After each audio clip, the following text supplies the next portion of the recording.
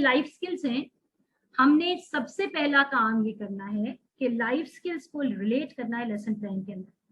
Lesson plan तो हम बनाएंगे, हमारे पास एक थीम है, हमने परसों भी थीम लिए, तो उसके मुताबिक काम किया। उस थीम से रिलेटेड हम ऑब्जेक्टिव्स भी बनाते हैं।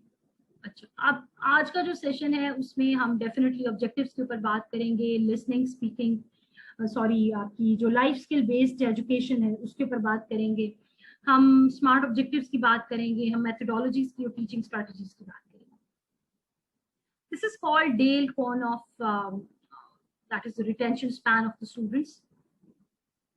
डेल ने ये कौन, अच्छा ये एसएनसी का हिस्सा भी है। मजेदार बात ये है, एसएनसी में डेल की स्पोन को, ये एक पिरामिड की तरह आपको नजर आ रही होगी।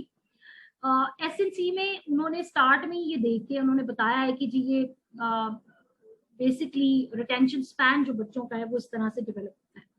अब इसको आप लिंक कर सकते हैं लाइफ स्किल व्हील के साथ भी। बेसिकली जब हम स्टूडेंट्स को पढ़ा रहे होते हैं तो उसमें हम ये समझते हैं कि जब हम पढ़ा रहे हैं, हम बोल रहे हैं, तो ये बेसिकली क्या हो रहा है, लेक्चर मेथड। तो लेक्चर में सिर्फ लिसनिंग चल रही है, बच्चे सुन रहे हैं, आप बोलते जा रहे हैं, तो उसमें जो है वो परसेंटेज खाली है। देखो, it is from 0 to 9% may be, but lecture method is no more existing in school education. तो जो हम सब ये कहते हैं ना, मेरा इंग्लिश का लेक्चर है, तुम्हारा उर्दू का है, अच्छा मैं तो ये लेक्चर दिया है, इस लेक्चर में मैंने ये पढ़ाया, इस टर्म को अपने पास से हटा के कहीं और रखते हैं, अलमारी में बंद करके ताला लगाते हैं। सो लेक्चर नहीं, आप लेसन डिलीवर करते हैं। पहली बात, लेसन हमेशा इंटरैक्टिव होता है। लेक्चर वन वे कम्युनिकेशन हो सकती है, ऑडिटरी ज्यादा हो सकती है, इसलिए उसके अंदर लूप होल्स हैं, बच्चे छोटे होते हैं, तो आपके साथ वो रिटेंशन स्पैन उनका बहुत कम हो जाएगा। रिटेंशन स्पैन का आलम ये है कि इस वक्त हम जब बात करते हैं डिजिटल लर्नर्स की, इस वक्त हमारे पास जो है ना वो गैजेट्स यूज करने वाले बच्चे हैं, डोंट फॉरगेट दैट। वो पीटीवी ड्रामा की पैदावार नहीं है कि 8 बजे को पीटीवी का ड्रामा लगना है और सुबह 7 बजे मुस्तनसर हुसैन तारड़ साहब के टॉम एंड जेरी, बाकी कार्टून, पिंक पैंथर, वो जो लगने बस बच्चों ने वही देखने थे। हमारा तो वो दौर था, तो हम तारड़ साहब की वो कार्टून देखते थे, स्कूल चले जाते थे। और मेरा तो स्कूल भी घर के बहुत करीब था और थोड़ी जान पहचान वाला था मेरे पेरेंट्स की, तो उनसे रिक्वेस्ट करके मैं जाती थी, अपनी सीट रखती थी। डेफिनेटली फ्रंट पे होता है कि पहले आइए पहले पाइए, उस जमाने में तो कोई सर्कुलेशन ऑफ सीट्स भी नहीं था।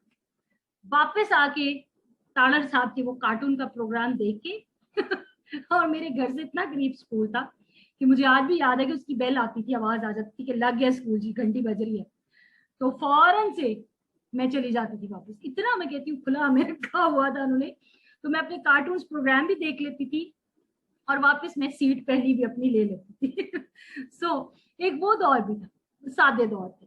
अब जो दौर है ये इतना ज्यादा फ्लक्स ऑफ इंफॉर्मेशन है, इतना ज्यादा विजुअल डाइवर्सिटी और डिस्ट्रैक्शंस हैं कि उसमें जो बच्चा है, आप बिलीव यू मी, जो डिजिटल लर्नर का रिटेंशन स्पैन है, कैन यू इमेजिन वो कितना होगा?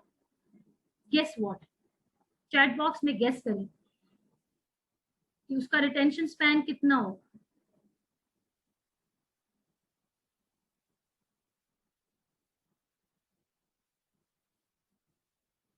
रफ एस्टिमेशन देना है आपने, कितनी देर वो आपके साथ।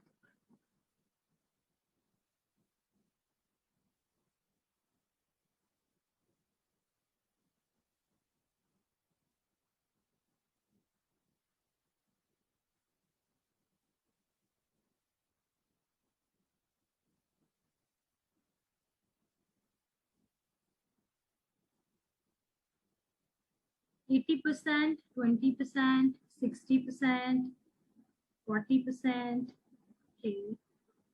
जो लोग पार्टिसिपेट नहीं कर रहे उनका क्या करना चाहिए हमें? उनको कोई मैं अभी देती हूँ असाइनमेंट करूंगा।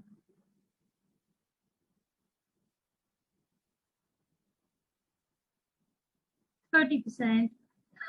देखिए, 100 के अंदर से जितनी परसेंटेजेस है सारी आपने बोल दी है तकरीबन, 40 रह गया बस, वो भी लिख दें। 60%, 5 to 10%, ये कौन कह रहे हैं, लुगना, okay. 30%, didn't get the question actually. Okay, retention span की बात मैं कर रही हूँ. बच्चा आपके साथ है, डिजिटल प्रोग्राम है. चलें जी, इसको यहाँ पे स्टॉप करते हैं. Thank you for your input. Surprisingly, rather shockingly, it's even less than 6 seconds. 6 second तक बच्चे का रिटेंशन स्पैन है. अब ये जो 6 सेकेंड है, मतलब आप बड़े मजे से पढ़ा रहे हैं और आपको इनको वीडियो दिखा रहे हैं, जो भी 6 सेकेंड के बाद बच्चा आपके साथ नहीं है और आप समझ रहे हैं बच्चा हमारे साथ है तो पढ़ रहा है. सो दैट्स द इशू के ट्रांजिशंस और इंटरवेंशंस जो है क्लासरूम प्रैक्टिस के अंदर बहुत ज्यादा ऐड करनी पड़ी. अब जो है वो 6 सेकेंड, ये डिजिटल लर्नर की मैं बात कर रही हूँ. विजुअल जो इंटरेक्शन हो रही है उसमें रिटेंशन स्पैन बच्चा जो है, जो रिसर्च कह रही है वो 6 सेकेंड. अब ये बहुत कम वक्त है. सलामिंग, this is rather dangerous and tough to teach. जो आपका जनरल एक पढ़ाई का तरीका है कि आप उसमें लेसन डिलीवर कर रहे हैं, उसमें भी बच्चा 10 से 15 मिनट आपके साथ है. 15 से मैक्सिमम कोई बड़ा रिटेन करता है तो 20 मिनट से उससे ऊपर नहीं. उसके बाद student is not with you. 15 minute is okay.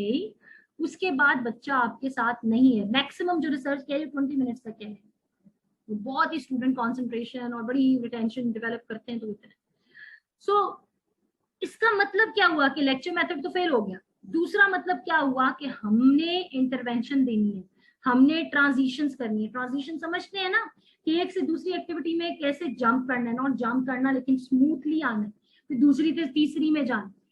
अब आपने यहाँ पे सबसे पहली चीज जो देखनी है वो ये है कि रीडिंग से बच्चे की रिटेंशन स्पैन जो है, जिस रिटेंशन की मैंने अभी बात की, जो दौरे हाजिर का इस वक्त का डेटा बता रहा है, मैंने आपको बताया, which is 6 seconds in terms of digital visuals and just 15 to 20 minutes in terms of regular interactive classes. अब उसमें भी डायमेंशंस हैं जो डेल बता रहे हैं. डेल की एक कॉल हमें बताती है कि 10% सिर्फ रीडिंग से बच्चे रिटेन करते हैं, 20% रिटेंशन है ऑडियो विजुअल के साथ, 30% प्लस तक की रिटेंशन है डेमोन्स्ट्रेशन. जब टीचर डेमोन्स्ट्रेट करके बताता है, जैसे कोई एक्सपेरिमेंट है वो खुद से भी कर रहा है, आपको बता रहा है, प्रैक्टिस के जरिए सिखा रहा है, डिस्कशन के जरिए सिखा रहा है, तो 50% लर्निंग होती है. जब वो खुद से बच्चा प्रैक्टिस करता है, यहाँ प्रैक्टिस डूइंग का मतलब ये है कि बच्चा खुद प्रैक्टिस करता है. The child himself is actually teaching what you have taught the child. तो वो 75% तक रिटेंशन उसकी जो है वो बढ़ जाती है. और फिर उसकी 90% तक रिटेंशन, इतनी पीक पे जाती है रिटेंशन कि जब वो क्या करता है, started teaching others. Teach others. अब the moment he is going to start teaching others, this is the stage where child is actually learning maximum, retention is maximum. ये SNC में भी मौजूद है डेल की कौन ना. तो अब वो क्या कह रहे हैं कि जी बेसिकली क्या उसकी सारा जो सीक्वेंस है, पता क्या चला कि बच्चे का जो लर्निंग का प्रोसेस है, हमें बहुत अच्छी तरह अंदाजा है कि उसका ताल्लुक रिटेंशन स्पैन के साथ है.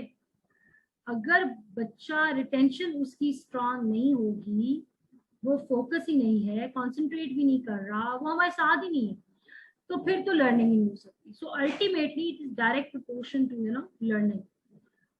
किसी का कोई सवाल था? अभी मैंने किसी का हैंड रेज देखा है, अभी मुझे मिल नहीं रहा किसने हैंड रेज किया था. Do you have any question? शायद अमजद साहब का था. हाँ, मैं पूछा था जी. जब बच्चा अटेंशन ले रहा है, फुल ले रहा है, उसके बाद जो एक्टिविटी हम करवाते हैं उसके बाद भी अगर आउटपुट नहीं दे रहा तो उसका भी कुछ सोल्यूशन थोड़ा सा हिंट दे दीजिए. ओके. उसमें मैं यही बात अभी जैसे मैंने की है ना कि इंटरवेंशन कहाँ, कब और कैसे दी गई और उसकी ट्रांजिशन कैसी थी. अगर ट्रांजिशन स्ट्रांग नहीं है, अगर आप एक से दूसरी एक्टिविटी में सिंपल जंप कर दें, उसको ब्रिज ही ना कर पाए, तो भी आपको खातिर ख्वाह नताइज नहीं मिलेंगे. अगर आप इंटरवेंशन ही ऐसी डाल दें जो बच्चे को मे भी डिस्ट्रैक्ट कर दे, पॉसिबल है, तो भी वो सक्सेसफुल रिजल्ट नहीं आएंगे। हम इसकी प्रैक्टिस करेंगे इंशाल्लाह। तो जब हम प्रैक्टिस करेंगे तो उसमें हम इस एरिया को ज्यादा बेहतर जान सकेंगे। अब ट्रांजिशन ऑफ एक्टिविटीज आप नोट कर लीजिए, ये बड़ा अहम पॉइंट है। जब आप एक्टिविटीज बनाएंगे, आप लोगों ने बनानी है इंशाल्लाह। अभी आज भी आपकी असाइनमेंट है लेसन प्लान पे, वो मैं अभी करने जा रही हूँ। तो फिर पहले मैं इसकी जरा ये सारी आपको बेस बना दूँ, तो फिर उसके बाद एक हमने लाइफ स्किल का व्हील देखा है, एक हमने डेल की कोन देखी है। इन दोनों को सामने रखते हुए अब हम लेसन प्लानिंग को देखेंगे और फिर आप एक मॉडल लेसन प्लान के ऊपर काम करेंगे। So that is what the agenda of today's meeting is all about, this session. इस सारे खेल में हमें ये समझ आता है कि जैसे ही बच्चे खुद से पढ़ाना शुरू करें, हम कहते हैं बच्चे ये क्या कर रहे, डॉल को बिठा के पढ़ा रहा है, छोटा सा बच्चा सामने बच्ची ने डॉल रखी हुई है, और उसको पढ़ा रहे हाथ में स्केल पकड़ के, तुम्हें आता नहीं, ये वो एक्ट वैसे ही कर रहे होते हैं। तो ये बड़ा नॉर्मल घरों में अक्सर हो रहा होता है। The moment this activity, this is a simple way, उसको भी appreciate करें कि वो something he or she wants to teach। अब जो क्लासरूम एनवायरनमेंट है उसमें हम खड़े हैं और वहां पे जब आप रीडिंग कराते हैं तो बच्चे की रिटेंशन 10% है।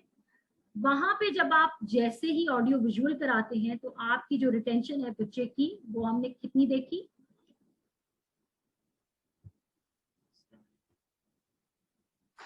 अच्छा 20%, 6 सेकंड एग्जैक्टली। अच्छा, जो मैंने सेकंड्स बताए हैं ना, वो एक ओवरऑल डिजिटल लर्नर की रिटेंशन बताई है, उसको मिक्स नहीं करना है यहाँ पे। जो डेल ने बताया है वो उसने मेथोडोलॉजीज, जो आप स्ट्रेटजीज यूज करते हैं ना क्लासरूम में, वो उनकी बात कर रहे हैं। मेल ने 10%, डेल ने 10% बताई है रीडिंग की। और जैसे ऑडियो विजुअल क्या होता है कि आप, जैसे मैं भी यूज कर रही हूँ, मैंने ये एक आपको पिरामिड कलरफुल सी दिखाई है, मैं अपनी स्लाइड दिखा रही हूँ, तो मैं ऑडियो विजुअल एड यूज कर रही हूँ, 20%, तो 20% है। जब मैं डेमोन्स्ट्रेट करूंगी, खुद से कोई आपको मॉडल प्लान बनाऊंगी, दिखाऊंगी, तो आपकी 30% है। जैसे ही हम डिस्कशन करते हैं, अभी हमने की है, तो जब हम डिस्कशन करते हैं तो वो कहाँ 50% तक चली जाती है। 50%। फिर हम जैसे ही प्रैक्टिस करते हैं, इसीलिए मैं ट्रेनिंग भी ये कहती हूँ, ट्रेनिंग का भी यही मॉडल एक्चुअली कामयाब है, टीचिंग का भी यही कामयाब है, और इसके अलावा भी बहुत कुछ है जो हम आहिस्ता आहिस्ता सीखेंगे।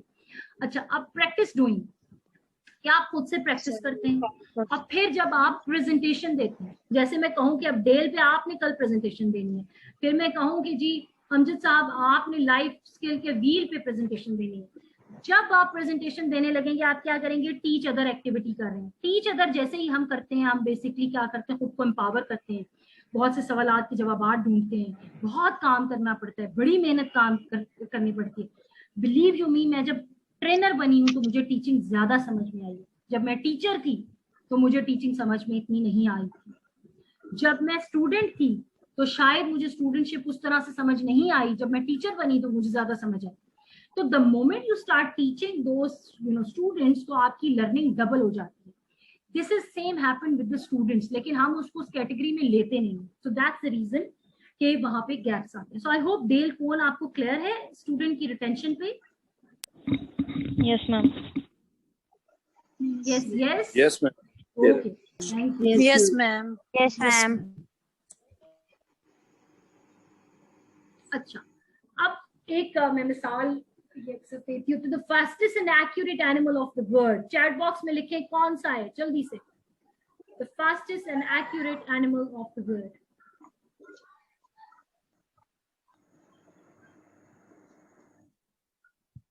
Chat box please answer it quickly. देखते हैं कौन विनर है जी।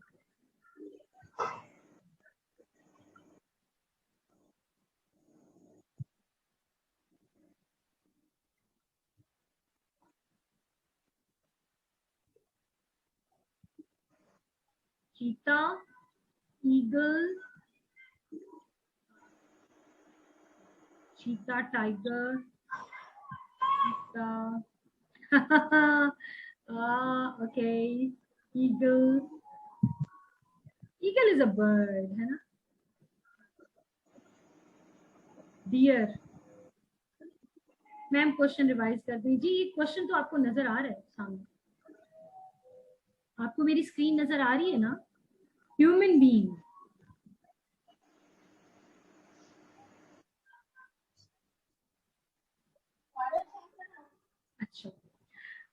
अच्छा जी, चलें जी आंसर की तरफ आते हैं. Stop the chat box, chatting.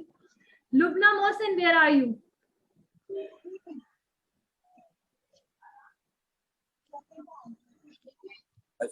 Ma'am I am there. Okay, आपने लिखा लेपर्ड. आपको कैसे पता है लेपर्ड? मैम वो ऑनेस्टली स्पीकिंग कि मैंने जो है ना आपकी वीडियो देखी हुई है lesson plan. Okay, good good. So yes, it's leopard. अब लेपर्ड क्यों है, उसकी वजह बड़ी है जिसके ऊपर मैं प्लानिंग हमेशा लेके जाती हूँ. दुआ करें मेरी प्लानिंग पे किताब आ जाए. मैं बड़े प्यार से उसको लिखा और फिर उसको मैंने ड्रॉर में रख छोड़ा.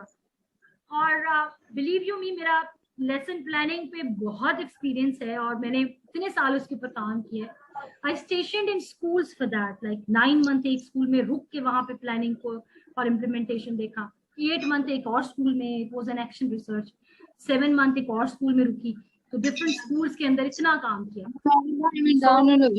अभी हमारा जो आज सवाल था दैट इज के फास्टेस्ट एनिमल कौन है. तो विनर हो गई लुबना मोहसिन. क्यों? क्योंकि लुबना ने वीडियो देखी थी. Okay fine. So coming to the point कि ये क्यों है इस वक्त agenda. 70 to 80 miles per hour सफर कर लेता है. इसका ये रनिंग स्टेमिना, ये कभी भी फेल नहीं होता अपने ऑब्जेक्टिव में. इसका जो टारगेटेड ऑब्जेक्टिव होता है. लेपर्ड को उर्दू में चीता ही क्यों बोलते हैं? लेपर्ड को उर्दू में क्या बोलते हैं, मेरे को बताएगा मुझे? चीता. नहीं, चीता नहीं. चीता इज टाइगर ना. चीता इज टाइगर. लेपर्ड की उर्दू क्या होगी मैं देख के बता सकती हूँ आपको. आई थिंक इट इज, नस्ल तो वही है लेकिन इसका मैं आपको फर्क बताती हूँ. इसका फर्क ये है कि जो आम होता है ना जो चीता, उसमें वो लाइंस आती हैं ब्लैक. और लेपर्ड जो है, इसका मैंने जो फोटो दिखाई उसमें आपके वो ये देखें, ये वाले जो डॉट्स है ना इसके ब्लैक, ये इस तरह से होता है. सो डेफिनेटली उसी स्पीशीज से है, बट दैट इज लेपर्ड. जी, समवन नोस उर्दू? जी मैम मैं पूछा था. मैम मैंने नेट से सर्च किया है, इसकी चीता ही है. चीता ही है उर्दू. इसकी उर्दू चीता है. Yes ma'am. रियली? वैसे जी इसमें भी चीता को चीता मेरे ख्याल से फिर इसको नहीं, दोनों एक और नाम है. आई थिंक होना चाहिए क्योंकि चीता एक डिफरेंट स्पीशी है. ये थोड़ा सा लायन और टाइगर का ब्लेंड है basically. It's not tiger actually. तो लेट्स सी, इसको मैं भी सर्च कर लूंगी. But anyways let's see, coming to that point now. चलिए, अगर चीता है उर्दू, मैं इसमें थोड़ा सा ऐड करना चाहता हूँ. मैं भी थोड़ा सा, मैंने सुना है कि जो इसकी जो स्पीड होती है ना, ओनली 2 or 3 मिनट्स तक रहता है मेंटेन. उसके बाद लूज हो जाती है, कंसिस्टेंसी नहीं रहती. इस पे भी थोड़ी सी रोशनी डालिएगा. अच्छा, 2 or 3 मिनट तक ये स्पीड रहती है, उसके बाद कम हो जाती है, आस्ते आस्ते रिड्यूस हो जाती है. अच्छा, कंसिस्टेंसी मैम इसको मैं थोड़ा सा, लेकिन उसकी जो कंसिस्टेंसी है वो मैटर करती है. मैंने ये इसका सोर्स लिखा हुआ है नेशनल ज्योग्राफिक चैनल, वहीं से इसको उठाया. 70 to 80 माइल्स पर आवर ये इसका स्टेमिना है, रनिंग स्टेमिना. अब ये कभी भी अपना फेल नहीं होता ना अचीव करने में.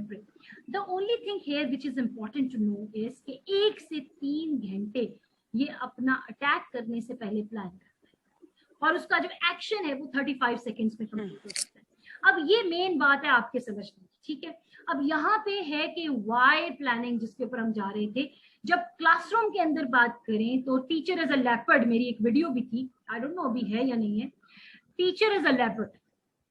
अब टीचर एज अ लेपर्ड, मैंने उसमें यही बात की थी कि टीचर को भी लेपर्ड की तरह काम करना है कि उसको एक्शन से पहले, अटैक से पहले, क्लासरूम में इम्प्लीमेंटेशन ऑफ लेसन से पहले प्लानिंग, घंटों की पहले प्लानिंग चाहिए. चाहे एग्जीक्यूशन 30 मिनट में हो, 35 मिनट में. तो प्लानिंग हमारी आवर्स में होती है और एग्जीक्यूशन मिनट्स में होती है. I hope you got the point. Planning हमारी घंटों की है और एग्जीक्यूशन जो है वो मिनट्स की है. ये बात अगर आप समझ जाएं तो आपको प्लानिंग की इंपॉर्टेंस समझ में आ जाए. हम अक्सर ये बात करते हैं जी स्मार्ट ऑब्जेक्टिव हो, तो जिन लोगों को नहीं पता उनके लिए मैं क्विकली ये बताती चलूं कि स्मार्ट ऑब्जेक्टिव ये होते हैं कि आप स्पेसिफिक हो, मेजरेबल हो, एक्यूरेट हो, रियलिस्टिक हो, टाइम बाउंड. अब ये कैसे होगा, आपको ये स्लाइड्स भी मैं भेज दूंगी, ठीक है, ताकि आप इसके ऊपर प्रिपरेशन करके अपना मॉडल लेसन प्लान बनाएं. आप रियलिस्टिक ये हो कि एक अगर लेसन है, लेट्स से एक लेसन है, कोई भी ले लें, हम पोल्यूशन ले लें चले, तो बच्चे सबक के अख्ताम पे मुल्क में पोल्यूशन खत्म करने के काबिल हो सकेंगे, तो ये कैसा ऑब्जेक्टिव है? क्या अचीवेबल होगा? क्या रियलिस्टिक है? क्या मेजरेबल है? 35 मिनट के पीरियड में मैं ये अचीव नहीं कर सकती। सो हमें ऑब्जेक्टिव, जब क्लासरूम के 35 मिनट पे अब मैं आ गई हूँ, अब हम क्लासरूम में आ गए, क्लासरूम के अंदर जो मिनट्स है हमारे पास 35-40 मिनट का पीरियड है आपका, साइंस है, उर्दू है, इंग्लिश है, जो भी, उसमें आपने ऑब्जेक्टिव्स कैसे बनाने हैं? ऑब्जेक्टिव्स आपके टारगेट्स हैं। सबसे ऊपर हमेशा हमारा विजन होता है, जो स्कूलों का विजन होता है। आप में से कितने लोगों को पता है कि आपके स्कूल का विजन क्या है? हाथ खड़े कीजिएगा सब। What is the vision of your school? Whether you know, what is the mission of your school? Whether you know, vision, mission. जी कोई मुझे बताएगा? जी फौजिया तबस्सुम, आप बताएंगी मुझे?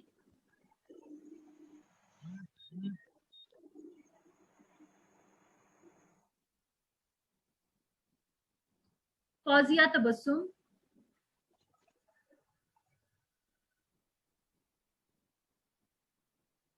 फौजिया आपको आवाज आ रही है?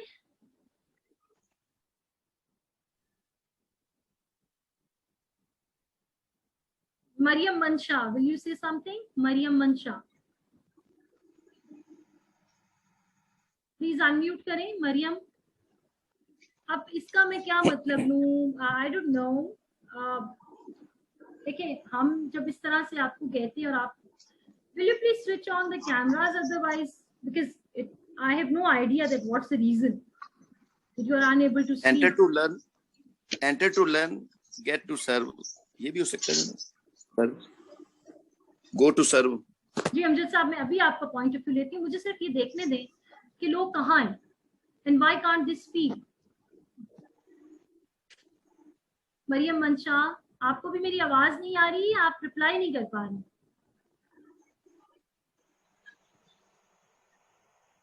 सैरिश आबिद,